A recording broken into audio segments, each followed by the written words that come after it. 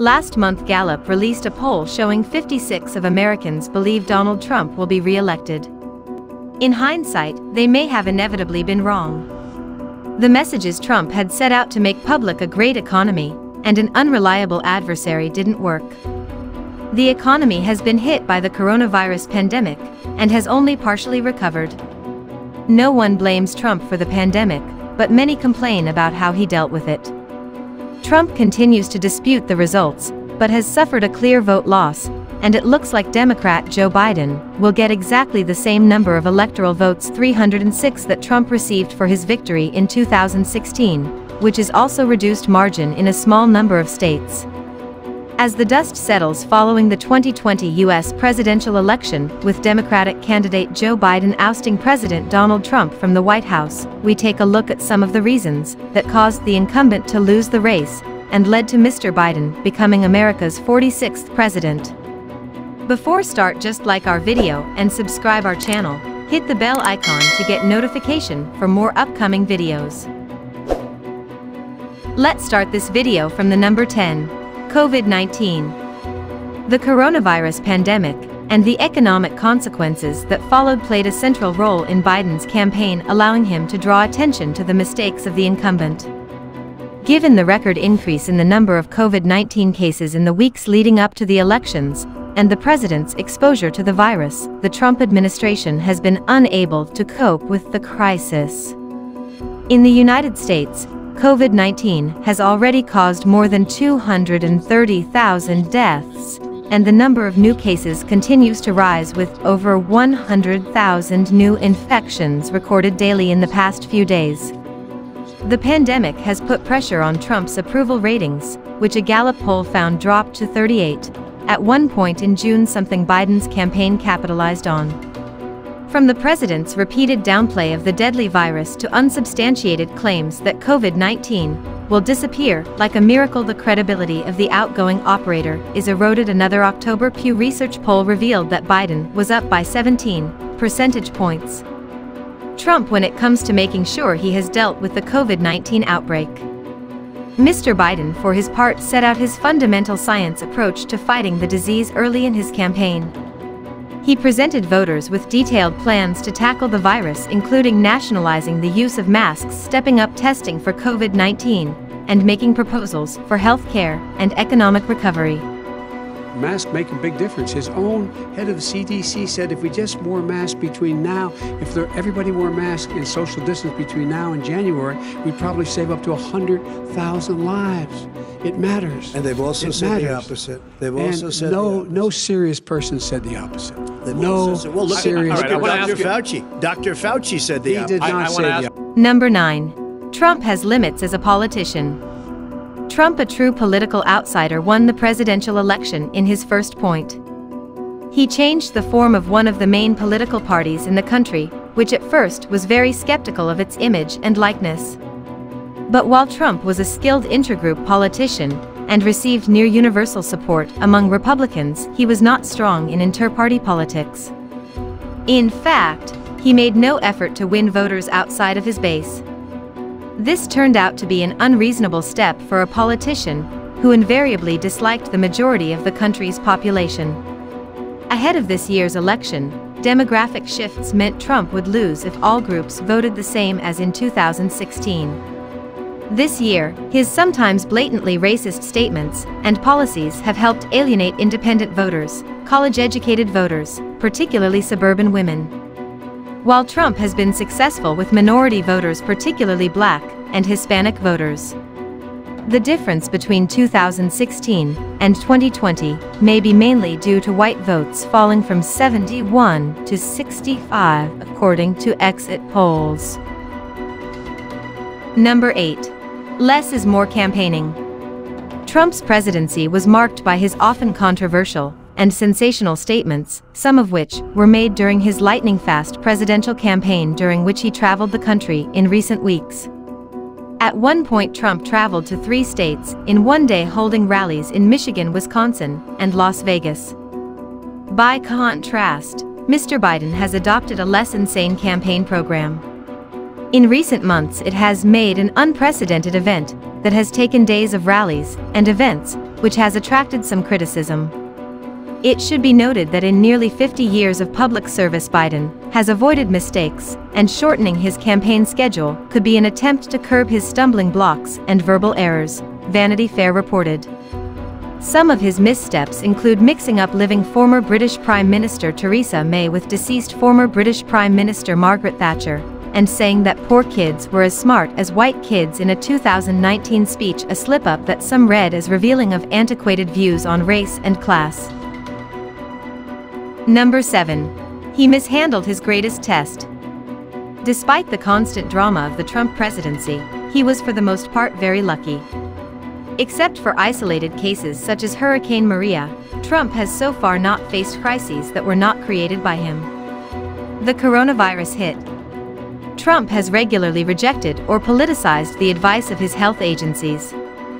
Without paraphrasing all the mistakes along the way, it became clear that the administration lacked a coherent strategy that could convey to the public. Trump had previously told Bob Woodward that he preferred to minimize the virus. It was his instinct to the end, even after he contracted the same COVID-19. You have to understand, if you look, I mean, I have a mask right here. I put a mask on, when I think I need it. Tonight, as an example, everybody's had a test, and you've had social distancing and all of the things that you have to, but I wear masks when needed.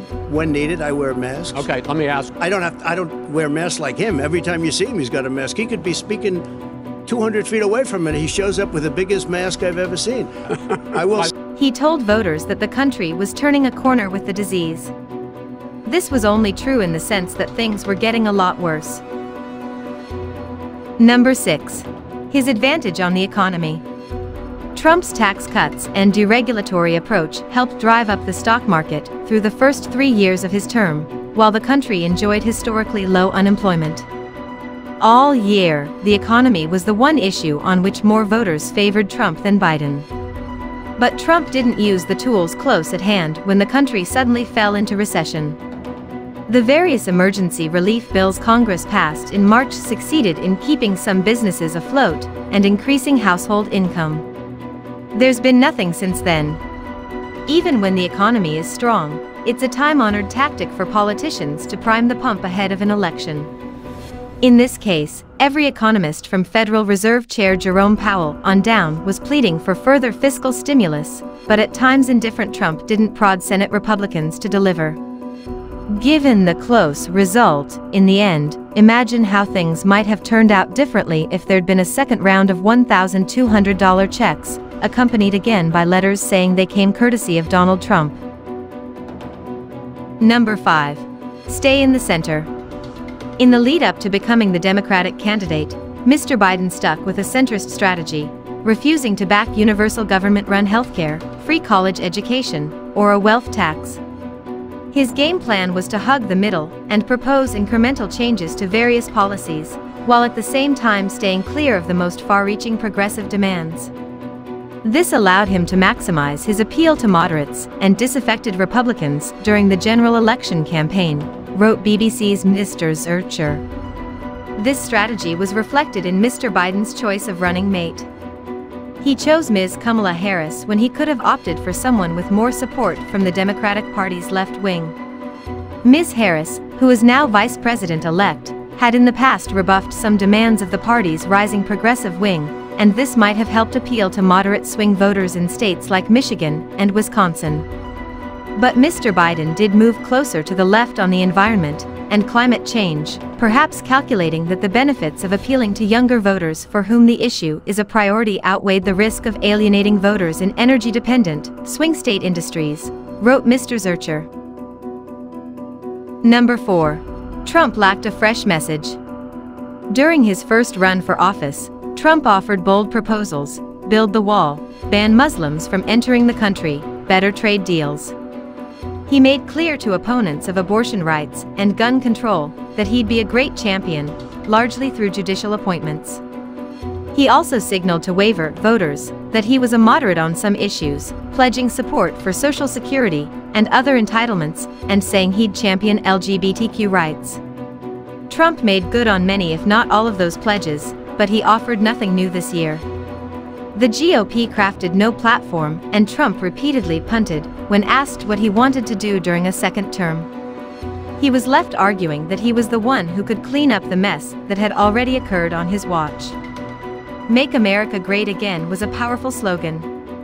Keep America Great was less resonant at a time when most of the country remained nervous about health and the economy. Number 3. More money, fewer problems. The Biden campaign had the financial advantage over Mr. Trump's in the final weeks leading up to polling day, raising a record $493.8 million in the 2 months before the November 3rd election. Armed with a total haul of $761.2 million in 2020, the campaign went on a spending spree buying up television, radio, and digital advertising in an attempt to milk the advantage over the Trump campaign that was on a cash crunch during the final stretch. While the Trump campaign and its shared committees with the Republican National Committee managed to raise $1.5 billion since 2019, Mr. Trump burnt through much of that money in the early stages of the race when voters were not paying much attention, reported the Financial Times. Mr. Trump's campaign began October with just $63.1 million cash in hand left, an almost 50% drop from the $121.1 million it had going into September. Mr. Biden's campaign had almost 3 times as much $177.3 million, having ended August with $180.7 million in the bank. Number 2. Biden was a tough opponent. Trump's game plan all along was clear: distract from his own unpopularity by demonizing his opponent. Calling Democrats radical socialists has become second nature to many Republicans, but the label didn't stick on Biden. Trump was left arguing that Biden would be the captive of radical socialists. That Trojan horse argument didn't work. Characterizing Biden as doddering or even senile served mainly to anger seniors who backed Trump in 2016, but whose support softened due to the pandemic. Trump's other attacks felt like a sequel lacking the freshness of the original. Dubious emails and charges of corruption resonated against Hillary Clinton, who had been pummeled politically for a quarter century before Trump came along. Biden, by contrast, was usually among the poorest senators during his long tenure in that chamber. The allegations that Biden's son Hunter had profited from political connections had a glass house's quality, since Trump's own children have clearly benefited from his residency in the White House. Number 1. Anyone but Trump. The election also became something of a referendum on Mr. Trump. Mr. Biden's winning message was simply that he was not Trump, wrote BBC's North American reporter Anthony Zurcher. Biden bet his political fortunes on the contention that Trump was too polarizing and too inflammatory, and what the American people wanted was calmer, steadier leadership, he wrote. After 4 exhausting years, many voters simply wanted a presidency they could have on in the background, an occupant of the White House who would behave in a more conventional manner. They had tired of the infantile name-calling, the ugly language, and the ceaseless confrontation. And that's why the chosen new American president. This is the end of Over Video. You can watch more amazing videos on Over channel here.